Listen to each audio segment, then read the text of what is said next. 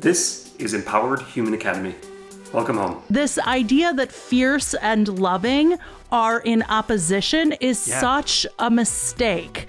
And I fundamentally believe that the kind of love that's needed on the planet now more than ever is a fierce love, one that's on fire, one that can sweep in and clean up a space of its false sense of self. This is about love.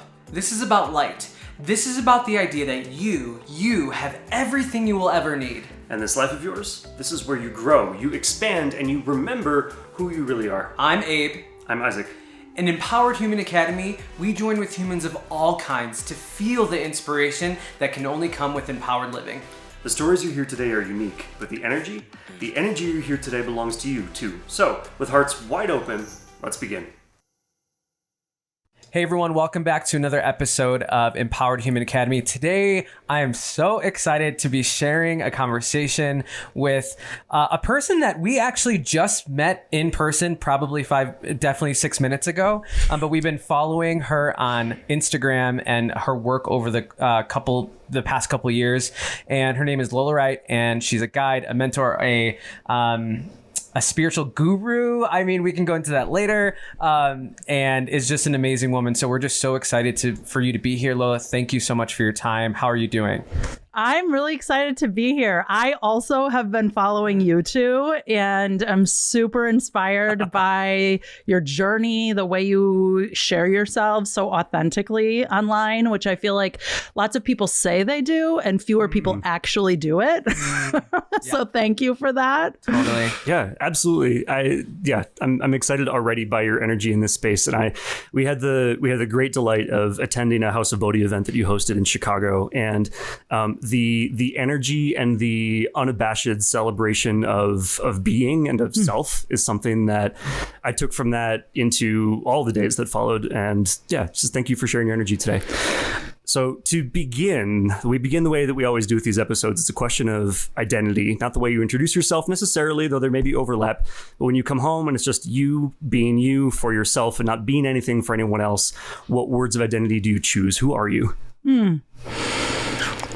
Yeah, the word that comes to me is lover. I'm really a lover. And, I think I love big, like I love, fiercely. Yeah. And I do that in relationship with my husband, who I consider a best friend and spiritual partner. Cool. I do that with my kids. I'm more challenged with that around my two little dogs. But I think I'm a big lover. And sometimes people miss that because we have a very narrow idea of what love looks like in this culture. And it's usually thought of as something sort of refined and polite and acceptable and comfortable. And for me, love looks like saying the thing that you don't necessarily want to hear, but is coming from a place of service and candor. Yeah. I feel like that description pairs well with, you used the word fierce a second ago. Can you talk to me about both of those things together? Yeah, I oftentimes will refer to the Aramaic definition of the word love. Okay. Well, the Aramaic word is huba, and it comes from the Semitic root ha or hav, which means to set on fire. And I don't think people realize the sort of the root of love. One of my sort of favorite philosophers is a guy named Ernest Holmes, and the way he defines love is a cosmic force whose sweep is irresistible. It goes beyond analysis. It is the fire of the universe. And I'm like, yes. And Absolutely. So for me, like this idea that fierce and loving are in opposition is such a mistake. And I fundamentally believe that the kind of love that's needed on the planet now more than ever is a fierce love, one that's on fire, one that can sweep in and clean up a space of its false sense of self. Yeah. I've seen you like barrel into that from what I can tell, full steam ahead. Since the pandemic started, I'm not sure if there was a threshold there where something changed, but I feel like I saw suddenly you pouring that out in a more visible way more than ever. I'd quick check. Am I correct? Was there a transition there? Yeah, well, so you mentioned House of Bodhi, Yeah. and that was a project that I did out of a community based in Chicago called Bodhi Center, which I led for 7 years. And I in February, well, it's so interesting because in January I was in Los Angeles. January 2020, I was in Los Angeles at Oprah's big like Live Your Vision tour. Yes, cool. yes. A number of friends are very instrumental in her production team. And they were like, Lola, you got to see this, come. So my husband and I flew out there and we did that. And I did this whole like visioning of like who I'm here to be and what, the next several years are going to look like. And it was Bodhi. And I have my journal that is time-stamped with that intention. And no more than 4 weeks later, something in my soul was just like, you're complete there. And it was like heartbreaking, actually. Sure. Because I had anticipated being there. I had a meditation many years before that said I would be there for 40 years. Now, what people may not realize is that metaphysically, 40 really, it indicates a time of completion. Okay. And so I took it literally, like I was literally going to be there for 40 years. Totally. But I left Bodhi. In my last day was March 13th, 2020, which also happens to be like the day the world shut down. Yeah. So, I think part of what happened was I was healing, to pour yourself into a body of work as I did. There was an unraveling that has taken place over the last year.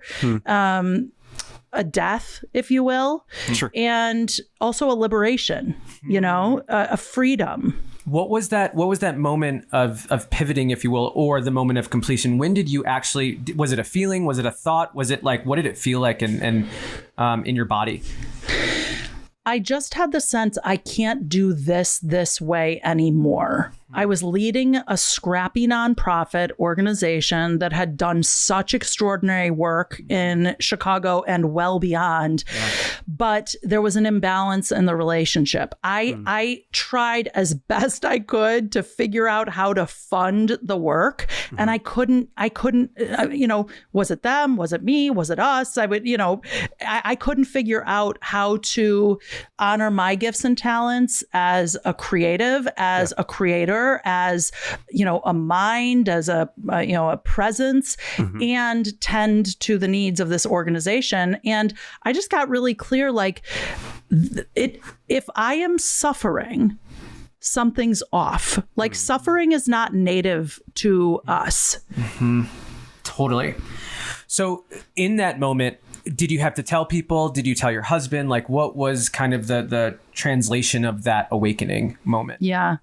Well, fortunately, I had a complex but deeply connected relationship with the board. And I invited them over to my house, and I was still hanging on to like, well, maybe we could do this. Maybe we could do that.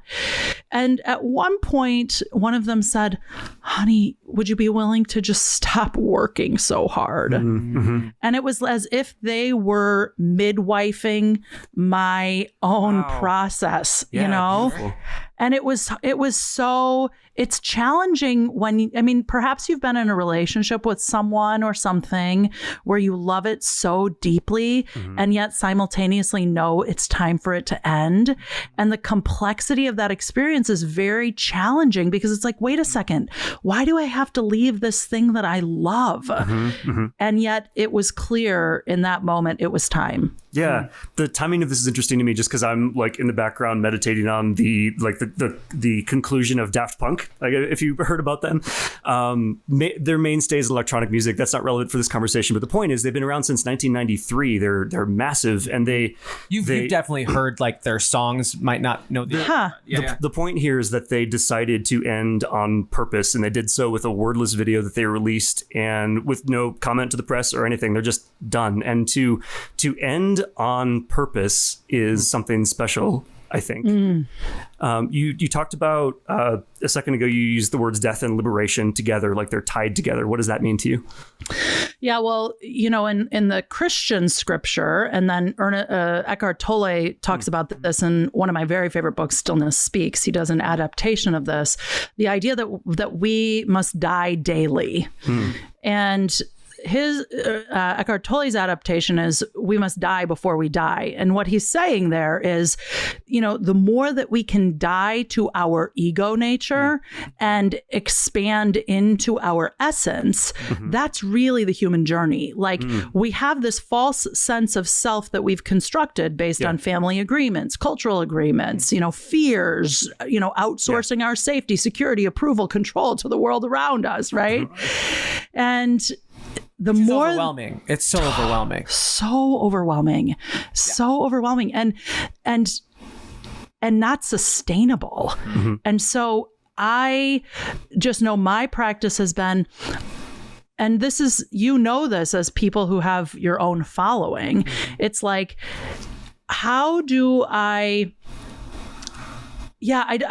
don't know what I want to say about that, except that like I'm here to honor the truth that lives in my own being. And I must know and trust that those who resonate with my authentic self-expression will find me. It's like a little a mating call. It's like, no, that makes sense. Totally. Today I was musing on the fact that like I can't create. The best understanding that I have is that I can't create anything in anyone else. I can only create in myself and then attract whoever's down for that sort of thing. Totally. So a former version of myself had to die, which was the belief that I needed this thing called Bodhi to be all that I'm here to be. You know what I mean? And so, and it's been heartbreaking. It really has been heartbreaking. The last year has been really, I think for all of us in different ways, heartbreaking. And, I oftentimes will make reference to the Jewish tradition that honors death for a year of grieving. And so it's not like, oh, something died, take a few sick days and move on about your life. It's no, can we really grieve the loss of what was?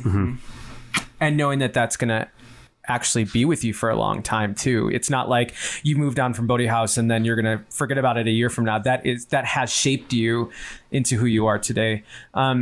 What have you learned through your heartbreak? I have deep gratitude for my husband, who is someone who doesn't live inside of sort of the dominant cultural narrative of masculinity.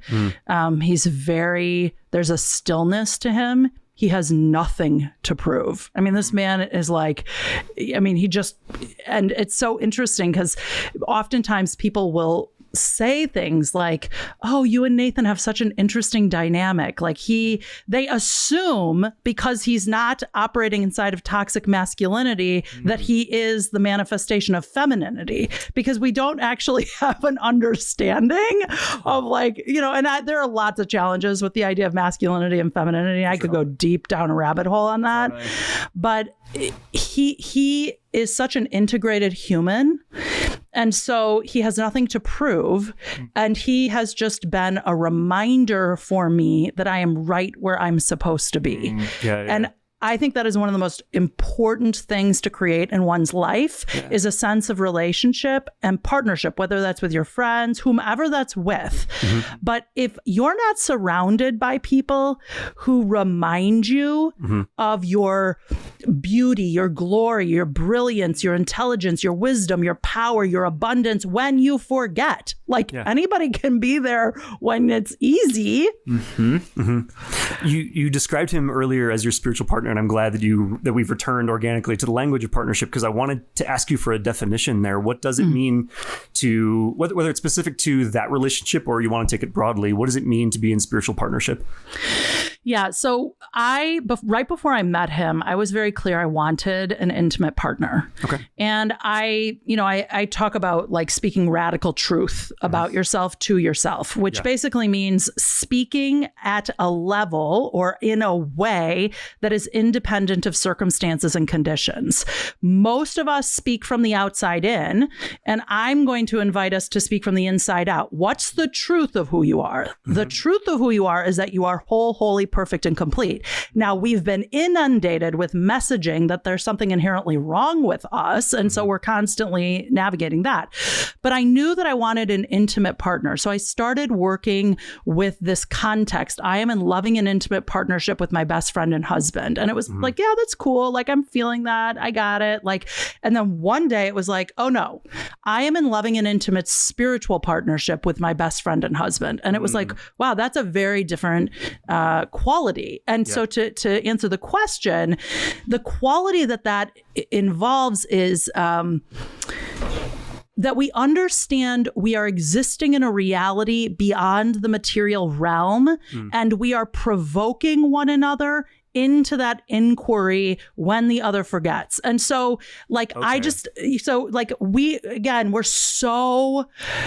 like in a trance as human beings. And we actually think like this table, this microphone, these headphones, like this is what's real. And if I was in relationship with someone who believed that this dimension of reality is the most real thing, like, in my opinion, most of us would feel pretty flippin' screwed. Like, you could look at your circumstances and be like, well, geez, this is going to be really challenging. And as a young mother, as someone who's navigated levels of poverty, like who's had experiences in the material realm, it was an act of resistance for me to say, this is not the truth of who I am. And so he is that for me. My spiritual partner occurs in my relationship with him. It also is the quality that I expect in all of my relationships. Cheers. Same. And it changes the game then, because then it's like this, what you were talking about in the beginning, this radical set on fire. And when you feel that fire, everything else is boring. Everything else is dead compared to that. And when you feel it and taste it and embody it, how can you go back? Like, you just can't. Yes. Go ahead. Okay. So this, I think, is like, this is a huge thing that I'm dying to ask you. Backing up for a quick sec, Abe in the past has talked about the idea of living happily ever after. Like, it's not just about getting to the point where you are, where you have the permission to be free and be in joy, but it's actually hanging out in that space. And that's when life actually starts, I feel like. Yeah, totally. In a lot of ways. And I want to ask you about paradoxically, I want to ask you about transitioning into that, how do I say this concisely? Going from a place where like you're struggling with like, am I sad? Am I lackful? Am I abundant? Like transitioning over from, I got so excited I lost my mic.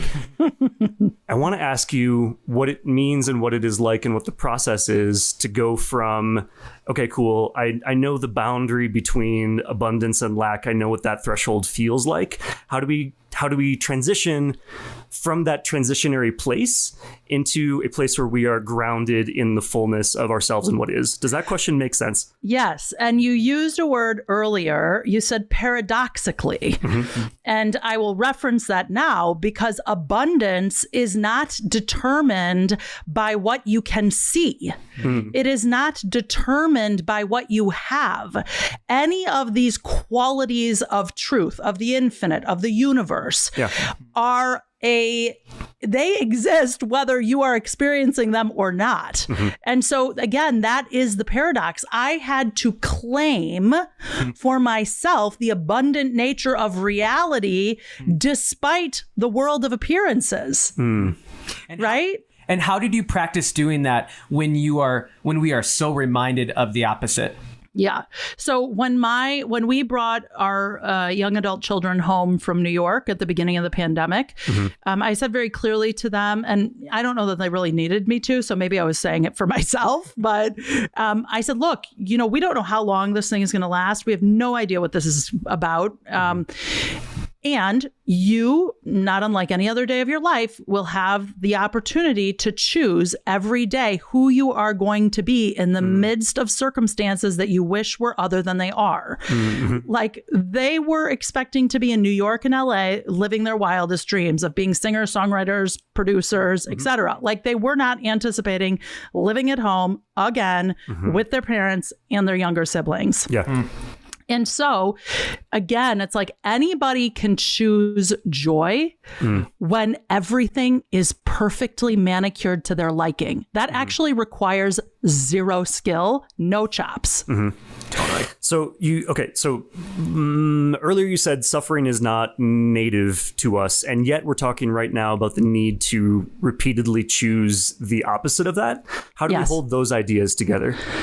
So there are a couple things. One is there's sort of our biology that does live in a scared and threatened state when we are unconscious. And yet we have the capacity to rise above and beyond our biology so that so most of us are not actually living in a threatened state. We think that we are threatened when we don't get our caramel macchiato just right. We think we are threatened when we don't get the promotion we think we're owed. We think we are threatened when our dad doesn't do what we think a dad should do or whatever, right? So we have to be able to hold both things as true at the same time. Byron Katie talks a lot about this. Like, would you be willing to consider that Jim Dethmer says this in his work too. Would you be willing to consider that the opposite of your story is as true or truer than your story? We talk about that all the time when we're choosing perspectives, even when we're in disagreement or argument. He was like, that is one perspective and it's valid. Here's another also valid perspective. Which one do you want to focus on? Yes. And the risk is, and this is what I see a lot of people do in the, self-help, personal development, spiritual but not religious space, whatever you want to call it, we'll do something called spiritual bypass. So we have an incapacity to be with discomfort, and then we will need you, whoever the you is, could be ourselves, to stop being with that discomfort and just sort of gloss over to rainbows and unicorns. And again, it's like, how can I be with all of my human experience? How can I be with that which is profoundly uncomfortable? Like, I think it is reckless to say that a pandemic has not had devastating impact. Totally. Despite the fact that you may be experiencing the greatest year of your life, right? Like, both can be true. You can be having a breakthrough year in your business, in your consciousness, in your recalibration, whatever. And there can be those that have been profoundly and deeply impacted. So we have to mature beyond either this or that, either this or that. Yeah, that completely makes sense. I'm reminded about, I keep calling back earlier in this conversation because there have already been so many good things. You used the word provoke when you were talking about the relationship that you have with your husband. And I'm pairing this in my mind with the notion that, like, we are always creating our own experience. And yet it is accurate that the pandemic has made, I don't know if this is the right place to use this word, it has provoked a lot of suffering in people who didn't know how to handle it otherwise. And I'm being a little bit ginger and phrasing it that way because there's, like, I don't get to speak to anyone else's experience. But I'm curious about the concept of provocation as a way that we interact with each other, given the also truth that we are each responsible for creating our own experiences. What are your thoughts? Well, this is where we have to realize that there is a personal and a collective. Okay. Right? So there's, the personal is inside of the collective. So we are having a unique experience right where I am on planet Lola. You are each having a unique experience right where you are on planet Abe, planet Isaac. And then we are all contributing to a collective experience. And so again, it's like to understand, I don't know if that is speaking to what you're inquiring about, but I think to make sure that we understand those are two things that are happening concurrently. Okay. We are living in a multiverse, really.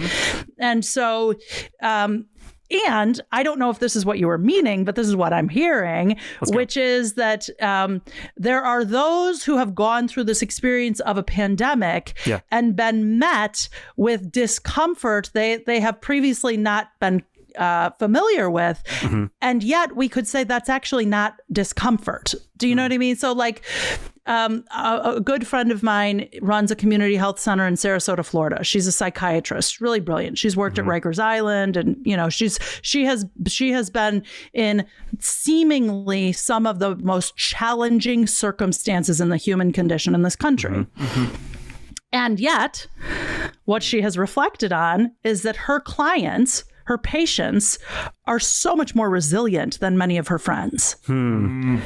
And so what that speaks to is, I think, something around where we believe our comfort is found through our material experience. Externally, yeah. Yeah. And once you have been met with, like, as I have said to people over the course of this pandemic, like, gosh, I mean, this is nowhere near the hardest experience I have had. Now, for some it is. And so I think that's important to acknowledge. But I have had an experience where I didn't know how I was going to feed my kids. I've been responsible for children in a home where the utilities were disconnected. Like that, those are problems. When you're a parent or you're just, trying to figure out baseline survival, it's like, that's really, really challenging. Again, yeah. And I think going back to this kind of multifaceted experience of living, like we can paradoxically experience different things because a lot of things are true, right? So we are having a great conversation right now while someone's literally losing their parent to COVID at the same moment, right? So that's right. In the world of spirituality or self-help or, this understanding that the universe is really big and we are really big, how do you,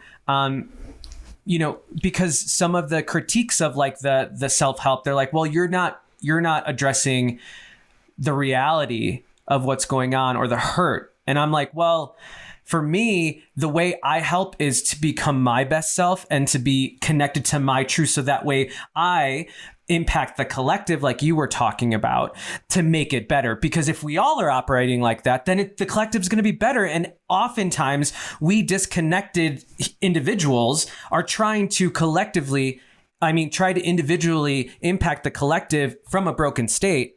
But we're the creators here. You know what I'm saying? So how do you kind of ground yourself in this, like, yes, you are fierce, you are loving, you are owning all of your truth, while also not getting swept up with this kind of, I don't know, what's the word? The shame that sometimes people can point to, like, well, you're just spiritually bypassing, but it's actually not. You know what I'm saying? Yeah.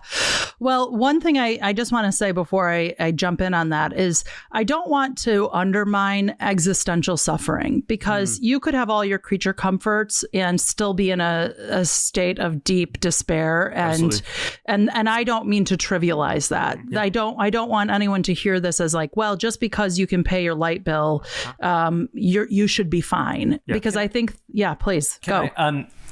I was a leadership camp counselor for many years, and I always had a heart for the kids and students who came from rich families, because they were the ones that are always coming to me and saying, Abe, I really love your authenticity. I really want to do art, but I'm set up to be a doctor. And that is like, that repression is going to follow them throughout their life if they don't have that space. So everyone's like, well, why do you care about the rich kids? I'm like, because they are the ones that are forgotten about oftentimes. Yeah, it's true. Anyways, go. No. It's really, actually, my older children's father, he and I would have this debate quite frequently, because he grew up in public housing in Chicago, and I grew up like in the literal lap of luxury. And, this need to compare one another's suffering to, as if there's some kind of like race, like, well, no, but you haven't suffered as much as I have. It's like, there's no value in that, actually. It's like, we are each having a human experience, and it is filled with heartbreak, and we each have a responsibility to learn how to be with our heartbreak, and then have it be in service of good. So we all can make a difference in climate change. We're not all here to lead the climate change movement. We all can make a difference in disrupting racial injustice, but we are not all here to be movement leaders. There is a movement right where you are that is worthy of your attention. And I oftentimes say, like, your purpose is a protest, because when you are not living inside of your purpose, you're living inside of someone else's expectation for you. And that is worth starting a movement towards. Like, you know, you are here to be this unique, glorious, holy manifestation of the infinite God, spirit, life, the universe, whatever language you want to use. You are a portal for this vast universe. And there is a unique expression, contribution that only you can bring to the planet. You know, the formula that I use is aliveness plus contribution equals purpose. So aliveness, what is aliveness? Aliveness is the somatic experience, the body experience of coming alive. Like it's like when time and space disappears. It's like, like for me, this is an experience of aliveness. I love being with people and I love talking about this stuff. So this is an aliveness experience for me. Yeah. Contribution is that which brings me alive, oriented to be in service of the greater good. Because if I'm the only one that benefits, I question that a bit. Yeah. You know, so what is the contribution I'm here to make? When you can tune in to what brings you alive and how it is of service to humanity, that is a purpose and that is a protest, because we are living inside of an existence where people are making decisions about their lives based on bank accounts. Yeah. And I mean, look, bank accounts are great, and I want us all to be joyous, happy, and free and abundant in the process. But actually, the choice to prioritize your bank account over your aliveness is not a choice for abundance. It is, in fact, a choice for scarcity. And if you are orienting your life around scarcity, you are actually entranced to the status quo. And we've all been there. Oh, and it's a constant practice to remain alive in a society where throwing it in your face and the messages and everything, basically, a lot of things that you see is the opposite, right? Yeah. If you don't mind, can we take that home to your experience since discovering that, you know, it was time to close the House of Bodhi chapter? Like how did the aliveness plus contribution formula play out in your own understanding of what happens next for you? It's still germinating. Oh, it's cool. like, Wonderful. you know, it's like, tell me, like for me, the thing that like brings me joy more than anything is exactly what you experienced at House of Bodhi: a microphone, a stage, a 10-piece band, and a room of human beings, creating a vibration of possibility, creativity, imagination, and doing so disruptively. And by disruptively, I mean rising beyond your suffering. You are not here to suffer. Pain is inevitable. Suffering is optional. You know, awesome. And so right now I can't do that in the same way I enjoy. I can't be in a room with a band and human beings and sweat and dance and spit and everything. Yeah.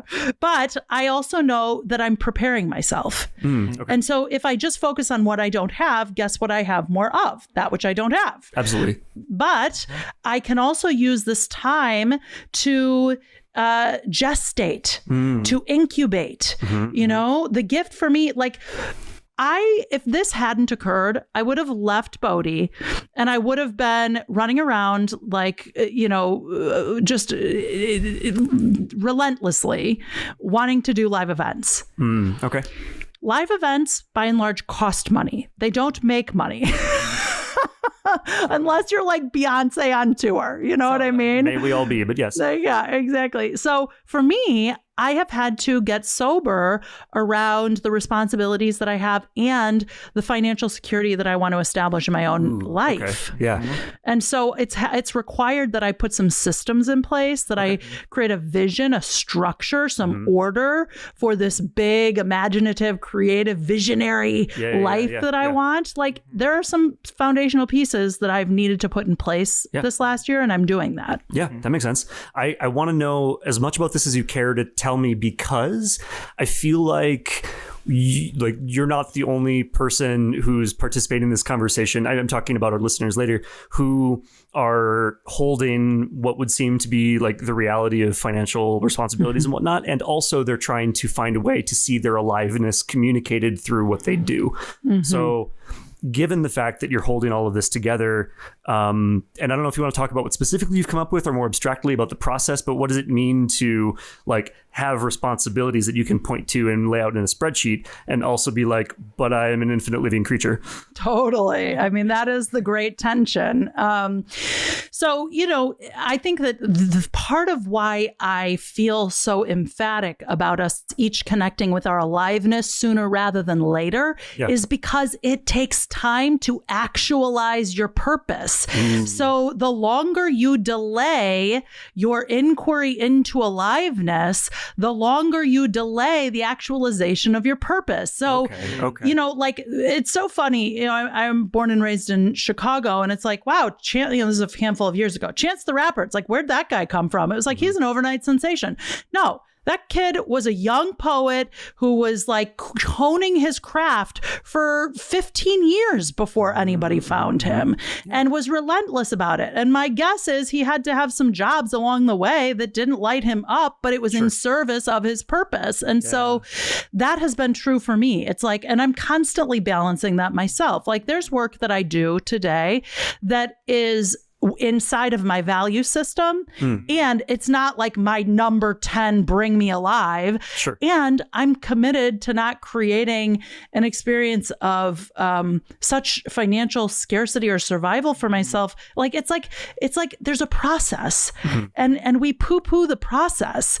And it's like, we want to like wave a magic wand and think this happens overnight. And I'm like, I am living proof. I have been in this explicit conversation about transforming your life and living on purpose I'm 42. I would say I, independent of my mother, became sort of voraciously interested in this at the age of 19. I love your word choice. No, that's 23 years. And I'm still sort of trying to figure it out. Yeah. And like you were saying, what you've been doing in the last year, like in the course of your whole life, this year is such a small piece, and it's an important piece, and we need to continue showing up. And I think of what we're doing, and we've been together for 7 years, and we actively have been kind of chasing after our joy and chasing after our aliveness. Like in all the ways, a friend just asked us, so what's your next big life decision coming up? Because they know that we are living in a way that's not going to stay stagnant, because like, and there's a difference between like continuing the ball rolling and not being like manic, if you will, because there have been some seasons of that. But in this I kind of call it, like, I think of it as like really sacred space of like just allowing. It's so important to like remember that this is the journey. This is the process. With weight loss, with business, with diving into like who you are, Lola, today.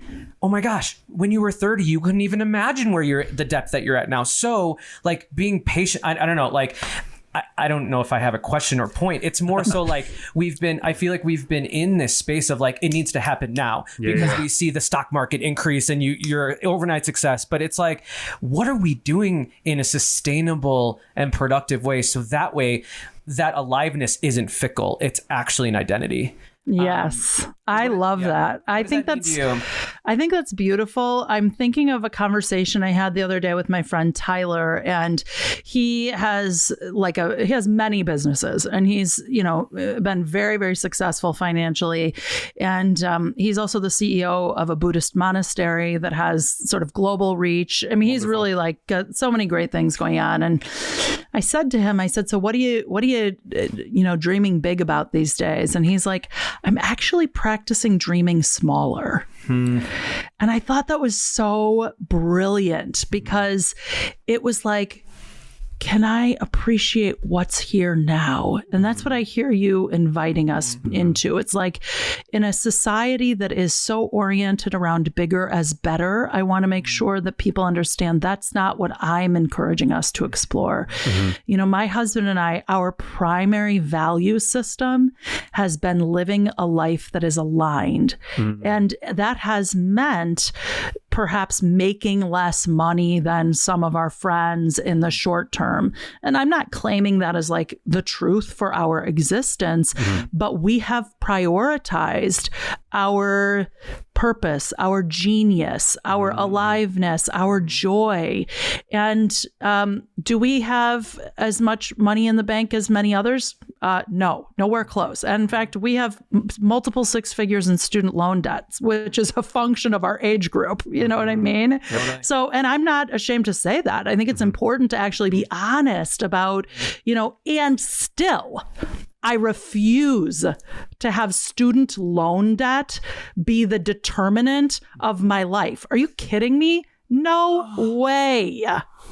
There was a moment in our life where we were, for 5 years of our relationship, we didn't save any money. And we were like not in debt, but we were saving. We had student loan debt, of course, and we had some credit card debt, but like we have when I look back on our relationship, we were alive and well, and it's gotten us to a place where we are more grounded than we've ever been. Right. So I think and even going back a little, I think a byproduct of living alive and on fire right now will give you the abundance that you'll ever want, more so than living dead in a dead space that doesn't create any life, right? And like Isaac always says, you know, because I came from a place where we didn't have a lot of money growing up, so I latched on in my 20s to traditional values and traditional pathways to success, quote unquote.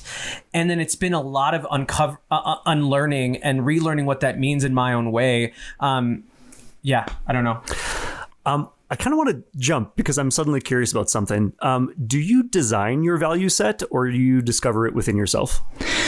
I would say a little bit of both. I am a body type. Like I feel everything in my body. Yeah. So I don't know if you're familiar with the Enneagram, but I'm an Enneagram 8. Okay. And okay.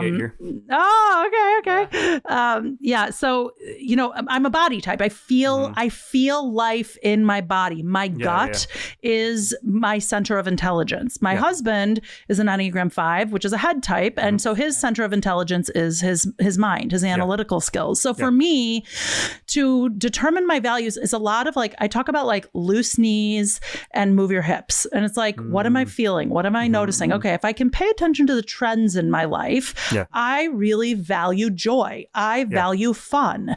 I want to experience as much joy, as much fun as possible in my existence. And I simultaneously have an incredible capacity to be with dis-ease and discomfort. So that is, again, I just want to say that doesn't mean I play in spiritual bypass. Sure. And we hear this more and more and more. Joy is an act of resistance. And that is for sure true in the present state of humanity. It's also important to realize that the dis-ease that we see is also largely manufactured by media outlets, whether that is Instagram, Facebook, Twitter, TikTok, like whatever. I think TikTok's probably pretty entertaining for some, but I think it's important to realize that there's a lot of good happening in the human experience also. There's a lot of joy, and we have a responsibility to not allow these toxic thought traps to occupy us. So for me, Nathan and I are in a constant dialogue around what's important to us, down to we're scheduled to get on a Zoom call with some friends Friday night. Let's tune in. Is that really what we want to do? And we do that all the time. Would we be willing, albeit uncomfortable at times, to say, I love you, and I actually don't have a full body yes to hanging out with you on Zoom Friday night. And you don't have to use that weird language. It's just what we use. But so it's an active practice. You know, sometimes it's like a lot of companies, right? They'll come up with value statements and they'll live like as a plaque on the wall, but it's not an embodied experience. Yes. For me, my values are just like a lived, embodied experience. And most of us can look at the course of our lives and you can see threads of what's important to you. So for some people, financial stability and security is a very important value. And I'm not suggesting that it's not for me, but it's not the first filter through which I make decisions.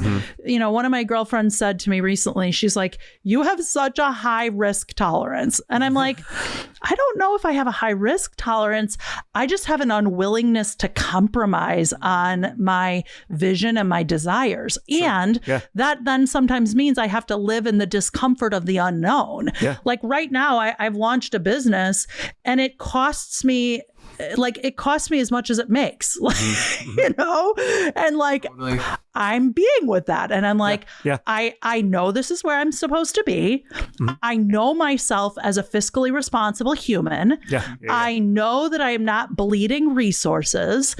Is there something more or different that I could or should be doing? I'm always open and willing and curious about that.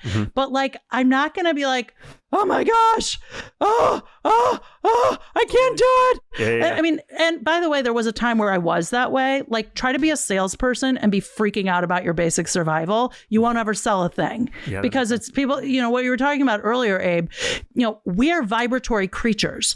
We are magnetic fields of awareness. We are drawing unto ourselves that which we are in every given moment. And so what you said earlier that I think is so very important is like, we actually can alter reality by the frequency and the vibration that we are moving in. And to your point, that doesn't mean we're not sober. Like you can do like, and I mean spiritually sober or cosmically sober. I mean like, you know, so like that manic quality. Got it. Yeah.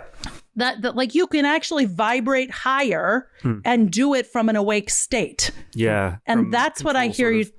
Well, or just from awareness. Like you know, one of my early teachers said, you know, Lola, how are you doing? I walked into a class one night and I said, I have so much good going on in my life. I'm freaking out. Like I feel scared actually by all of the good stuff that's happening. I was hitting my threshold, my set point, my upper limit. And he said very simple words to me. He said, keep expanding your container for good.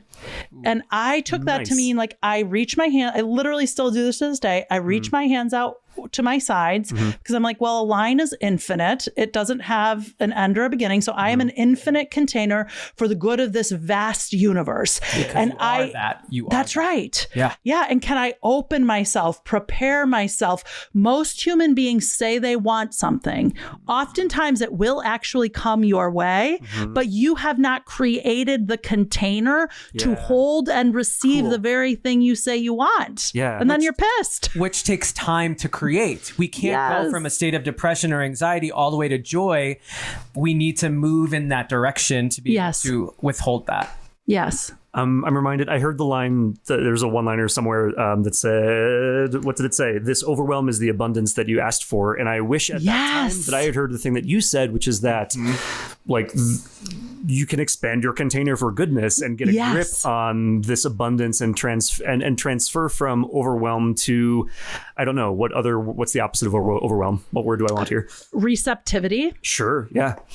You know, I mean, I'm thinking about like some of us have really experienced traumatic incidents in our life. And so, we have an expectation of more trauma or more drama because it's actually what we know.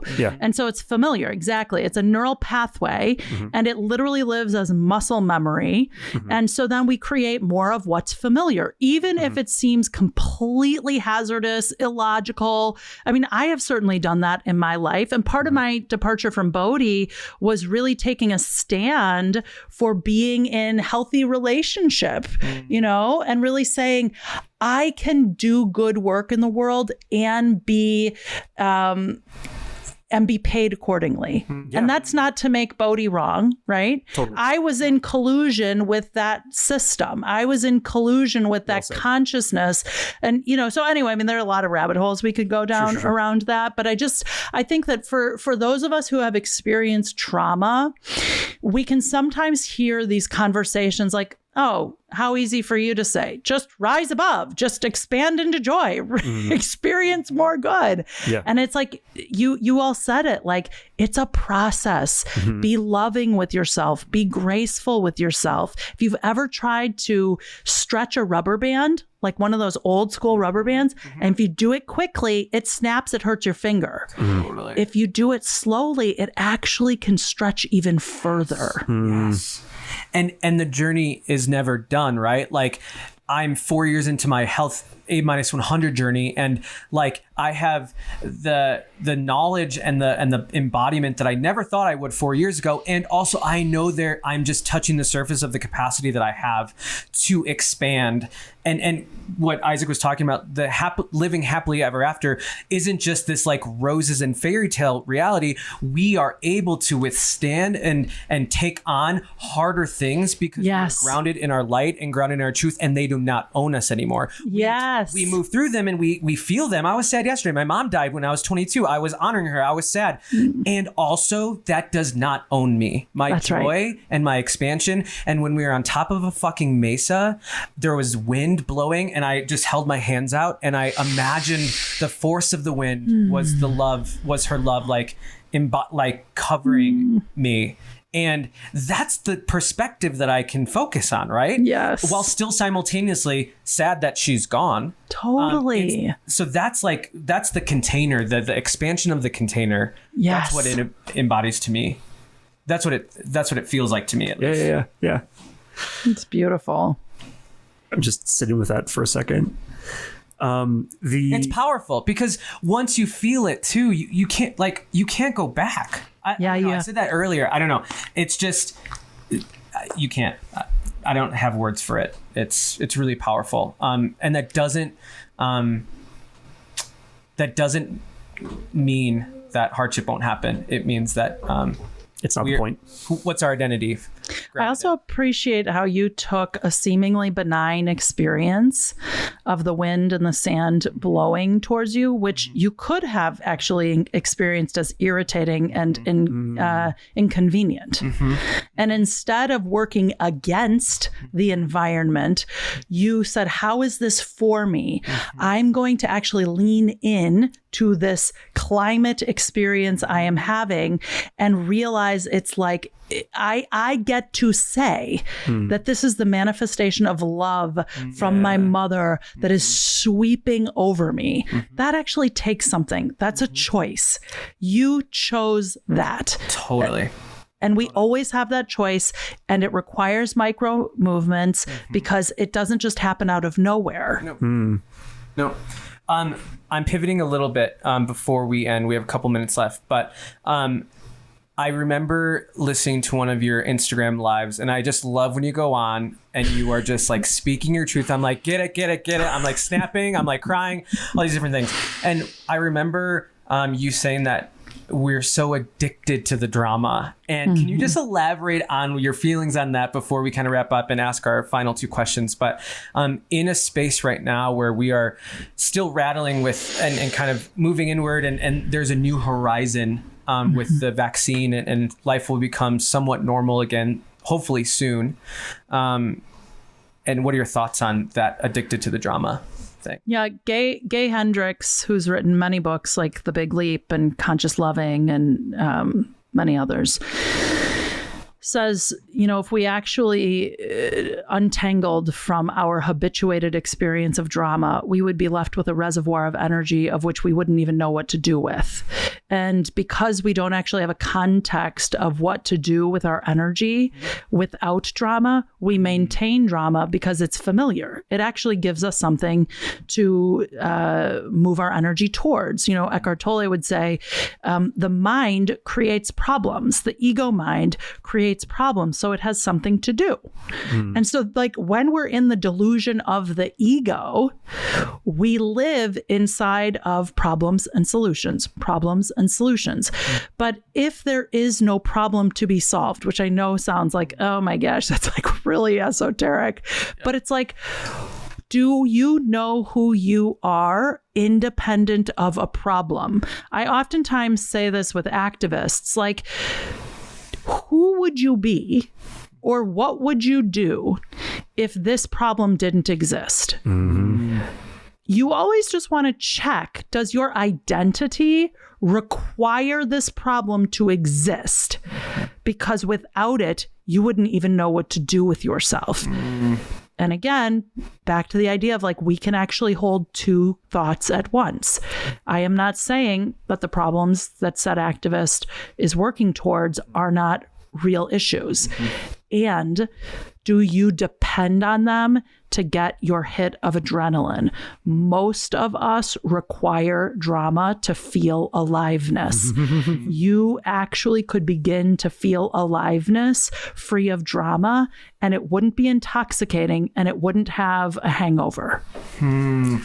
That's excellent language for it. The hangover bit, especially, that rings home super hard. Like I can wake up and do that, do the positive version of this again tomorrow and the day after that, and the cumulative effects are good, not the gradual decline of this physical apparatus. That's huge. Yeah. How does one tap into that practice? So I am in a regular practice of noticing when I'm in a triggered and reactive state. Ooh, nice. And so I do that through checking in with my body sensations, because you know you're made up of three primary intelligence centers: your body intelligence, your emotional intelligence, and your cognitive intelligence. Most of us are overly identified with our cognitive intelligence, or our IQ. It's what this culture, sort of holds up. And more and more, we're learning, the value of emotional intelligence, and probably the most robust body of work coming forward these days is your body intelligence. And so if I can tune in to what sensations are happening in and on the body, in this now moment, I'm feeling a swirling in my belly, tightening in my shoulders, warming in my cheeks. The feelings that are here now are scared and joy. And the thought that I'm having is, I'm appreciating the environment that the two of you are sitting in. And so if I can give myself access to tuning in, to creating a little bit of space between stimulus response. If I can create just a little bit of space such that I'm not living in a triggered and reactive state, then I have access to choice. If I have access to choice, I can become a creative conduit for the reality I desire, right? And so drama is just a function of being in our unconscious, triggered and reactive state that happens in moments of the mundane, at a drive-through line at Starbucks, or moments of the magnificent on a Zoom call with your parents. It can get really, it's like something that's really not an issue, something that really is an issue, and everything in between, you know? And the only thing we ever have the ability to truly influence is our own response system. Awesome. And like the body, that is trained, right? That's right. Because when we do Olympic lifts in the gym, my muscles know how to respond when a barbell hits my hips, right? Yes. So it's the same thing. Like we need to practice and be aware of what it feels like to respond in a way that's productive. Yes. Because versus just automatically doing things that in a workout sense will rip a tendon or will strain a muscle. You know what I'm saying? Yeah, I if there's one thing I'd like to outsource, it's working out. It is the area of life that I'm like, ugh. And I just started doing CrossFit recently. Hey. Awesome. Yeah. And, I know there's lots of drama around CrossFit and whatever. I'm actually relating to it as a meditation. And what's beautiful about the experience is if I go in there and I lead with my ego, then I run the risk of hurting myself. If I can be with where I am in this now moment and just lovingly stretch gently, kindly into my next great movement. Yes. That's enough. Yes. It's a great metaphor. I mean, Isaac and I, our metaphors for life always refer back to our CrossFit experience because every part of the CrossFit experience needs to be intentional, from the coaching, aka the exterior forces, to the internal. What boundaries are you creating with yourself? What practices are you instilling to ensure that your muscles aren't tight? Because you're moving your body in different ways your body hasn't worked before. Yes. And if you don't pay attention to that, you are going to hurt yourself. So the same thing with emotional intelligence and response. How are we responding? Yes. Is it just automatic like we've done our whole life, or is this intentional practice? Yes. That's hard a lot of the times, and also gets easier, just like weightlifting and just exactly. I've just spent the last 10 minutes grinning quietly but to myself over here, with anticipation for a future in which we have another conversation, because there's so much more I want to talk about. And I also want to bring you over for dinner when this is all safe and talk for hours. Because where are you? We're in Denver. We used to live in Chicago for 2 years. That's okay. And we're there. Yeah. Lots of other years. My CrossFit journey started in Chicago. Lots of history there. Okay, cool. So with anticipation for lots of good stuff in the future, yes, this is an excellent time to segue into the penultimate question for closing, which is, what does an empowered Lola Wright feel like? An empowered Lola Wright is connected to the knowing that she is always sourced and supplied, that there is that she has all that she needs and wants, and that from this place she can create that which is next for her to be and do. And so I am reminded of my wholeness. I'm reminded of my abundance. I am reminded of the truth of who I am. And when I am connected to the truth of who I am, then all things move together with ease and grace and flow. And even when things don't go as I expect them to, I'm able to be with them because I have loose knees and I'm moving my hips. Yes. And lastly, what do you know for sure?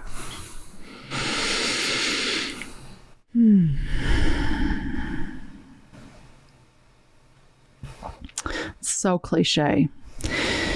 But I really do know that love is all there is. And that the delusion of fear is where all of our suffering resides. And when I surrender to love, my life is infinitely easier. Thank you. That hour went by so quickly. And yeah, thank you for your light and your joy and just being present with us today. We've learned so much, and I feel really elevated and grateful for your joy and your truth and your fierceness. We've always been drawn to your fierceness because we're always trying to practice that ourselves. So thank you so much for your time. And for those of you who are listening, check out Lola Wright on her Instagram, on everywhere. Michael Beckwith have said amazing things about you. You're just an incredible human. So thank you so much for your time. It is my joy. Thanks for the gift of being with you. Thanks. Bye-bye. This podcast is the work of Lightward, our company, named for that toward the light direction which informs every single thing that we do, including money, which means, like everything else, the way we earn revenue is not based on industry norms. It's based on what feels deeply right and aligned by passing through the door that feels like it has more behind it, not less. And the way we keep this podcast going is all Lightward. It's pay what feels good. It's an exchange of value between you and us. We're keeping conventional podcast advertising totally out of this. And here's how pay what feels good works. We give you this episode because it feels good to do so. And you consider, honestly, what number of dollars this episode is genuinely worth to you. I do not care if that's $3, $1,000, or literally $0 and a heart emoji, as long as that trade genuinely makes your day better. And the energy there is the entire point. That is what we're building our business on. No advertisers, no selling your attention, just you and us, trading value in a way that builds us both up. So whatever the number, when you're done listening, head to empoweredhumanacademy.com and hit the Pay What Feels Good button. We use this policy across all of our company's work, and I'm really excited to bring it here to the world of podcasts. This is us voting for the world we want to see. Thank you for being here.